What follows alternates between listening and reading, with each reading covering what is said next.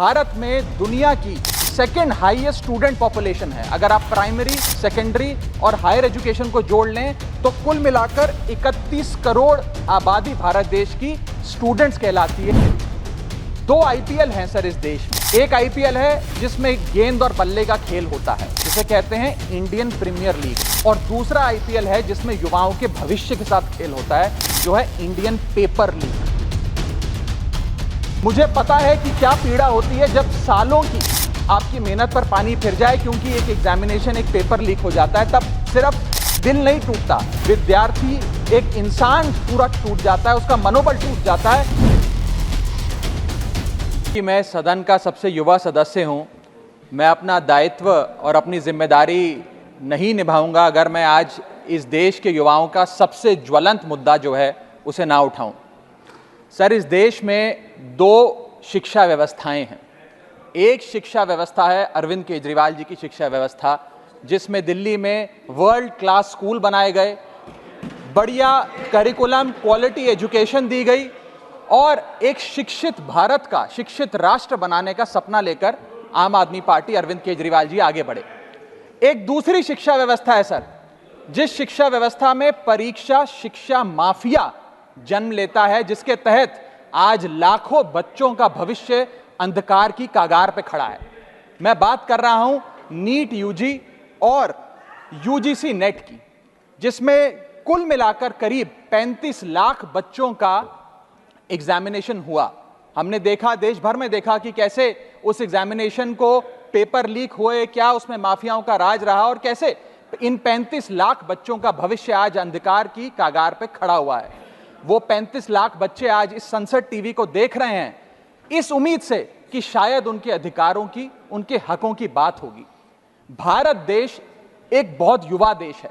भारत की 65% आबादी 35 साल से कम आयु की है। मैं आपको बताना चाहूंगा कि इस दुनिया के सबसे युवा देशों में भारत आता है, जहां जापान की पॉपुलेशन की औसत उम्र 50 साल है, इटली की 48 साल है, जर्मनी की 46 साल है, यूनाइटेड किंगडम की 40 साल है, चीन की 40 साल है। जहां विकसित देश बूढ़े होते जा रहे हैं, भारत देश जवान हो रहा है। भारत की औसत उम्र आज मात्र 29 साल है।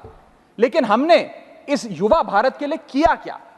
मैं आपको बताना चाहूंगा कि भारत में दुनिया की सेकेंड हाईएस्ट स्टूडेंट पॉपुलेशन है। अगर आप प्राइमरी, सेकेंडरी और हायर एजुकेशन को जोड़ लें तो कुल मिलाकर 31 करोड़ आबादी भारत देश की स्टूडेंट्स कहलाती है, यानी कि पढ़ाई लिखाई का काम करते हैं। लेकिन उन युवाओं के लिए हमने किया क्या? मैं बताना चाहता हूं कि इस व्यवस्था ने, सरकार ने उन लोगों के लिए क्या किया। 2 आईपीएल हैं सर इस देश में। एक आईपीएल है जिसमें गेंद और बल्ले का खेल होता है, जिसे कहते हैं इंडियन प्रीमियर लीग, और दूसरा आईपीएल है जिसमें युवाओं के भविष्य के साथ खेल होता है, जो है इंडियन पेपर लीग। और आज मैं उसकी पूरी सूची लाया हूं कि कैसे युवाओं के भविष्य को सिक्योर करना तो छोड़िए, उसे बर्बाद करने का काम किया गया।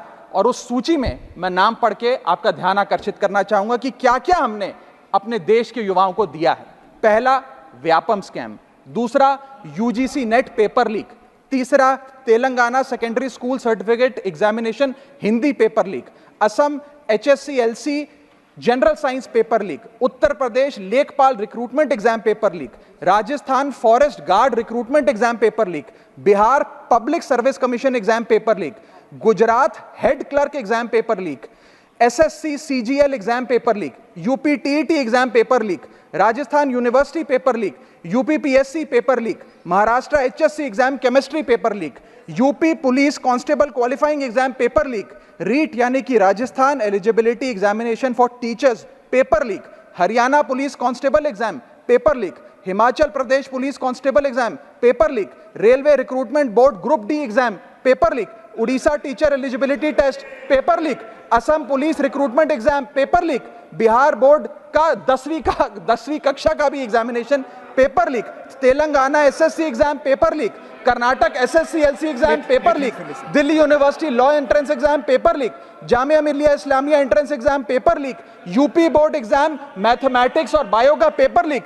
Rajasthan teacher recruitment exam paper leak. और इस साल का नीट नीट का 2024 का पेपर लीक। माननीय राघव सर, चड्ढा जी, ये ऑथेंटिकेट करके आप यहाँ मैं दूंगा सर, सारी रिपोर्ट दूंगा। थैंक यू सर, आज हम अपने देश के युवाओं को एक अच्छी शिक्षा व्यवस्था नहीं दे पाए, नौकरियां नहीं दे पाए, बेरोजगारी चरम पर है, ऑर्गेनाइज सेक्टर की बेरोजगारी चरम पर है और अनऑर्गेनाइज सेक्टर की तो आंकड़ों की क्या बात करी जाए। सर मैं इन स्टूडेंट्स की पीड़ा इसलिए भी समझता हूं क्योंकि मैं खुद स्टूडेंट रहा हूं। इस देश की सबसे one of the most competitive examination chartered accountancy को क्लियर कर यहां पहुंचा हूं। सर, मुझे पता है कि क्या पीड़ा होती है जब सालों की आपकी मेहनत पर पानी फिर जाए क्योंकि एक एग्जामिनेशन, एक पेपर लीक हो जाता है। तब सिर्फ दिल नहीं टूटता, विद्यार्थी, एक इंसान पूरा टूट जाता है, उसका मनोबल टूट जाता है। आज उस मनोबल को हमें सबको मिलकर एड्रेस करने की आवश्यकता है और आज मैं उन युवाओं की ओर से, नीट से संबंधित उन 35 लाख स्टूडेंट्स की ओर से सरकार से 5 सवाल पूछना चाहूंगा। और वो पूछने से पहले ये बताना चाहूंगा कि एनटीए, जो जिसे नेशनल टेस्टिंग एजेंसी का नाम देके जिसका गठन किया गया था कि वो युवाओं के भविष्य के लिए कुछ कारगर कदम उठाएगी, एक ट्रांसपेरेंसी से एग्जामिनेशन कराएगी, उस एनटीए का फुल फॉर्म आज नो ट्रस्ट एनीमोर हो गया है। कोई भी विद्यार्थी आज इस एनटीए पे विश्वास नहीं कर रहा और मैं विद्यार्थियों की ओर से ये 5 सवाल सरकार से पूछना चाहूंगा, नीट से संबंधित सटीक सवाल। पहला सवाल, नीट का पेपर जिसमें मात्र 1-2, बहुत हुआ तो 3-4 स्टूडेंट्स की रैंक 1 आती है, जैसे कि 2023 में मात्र 2 लोगों की रैंक 1 आई, 22 में मात्र 4 लोगों की आई, 2021 में मात्र 3 लोगों की आई। जब इतने कम स्टूडेंट्स की रैंक 1 आती है तो इस साल 2024 के नीट के पेपर में कैसे 67 बच्चों की रैंक 1 आ गई, जबकि फैकल्टी और टीचर्स ये मानते हैं कि बहुत मुश्किल पेपर था। सर, मेरी पार्टी का समय बचा हुआ है सर, प्लीज मेरे को 2-3 मिनट दे दीजिए। नहीं सर, 4 मिनट 5 मिनट भी नहीं हुए सर, वक्त दे दीजिए please. Conclude with in a minute sir, 1 minute conclude, otherwise I will move. Sir, वक्त ऐसे मत दीजिए कि भीख लगे सर, वक्त ऐसे मत दीजिए कि ठीक लगे, बाकी जो आपको ठीक लगे। सर, मेरा दूसरा सवाल, कैसे मैथमेटिकली इम्पॉसिबल नंबर स्टूडेंट्स के आते हैं? इस एग्जाम में या तो 720 नंबर आएंगे जिसके सारे जवाब सही हैं, और अगर एक भी गलत हो गया तो आप 715 नंबरों पे आ जाएंगे। इस 715 और 720 के बीच में किसी के नंबर नहीं आ सकते, लेकिन इस बार ग्रेस मार्क्स देकर 717, 718, 719 और आखिरी सवाल, मेरा आखिरी सवाल, मैं समाप्त कर रहा हूं। सर, इस बार जो इस नीट एग्जाम के नतीजे 14 जून को आने थे, उसको 10 दिन पहले कर दिया गया।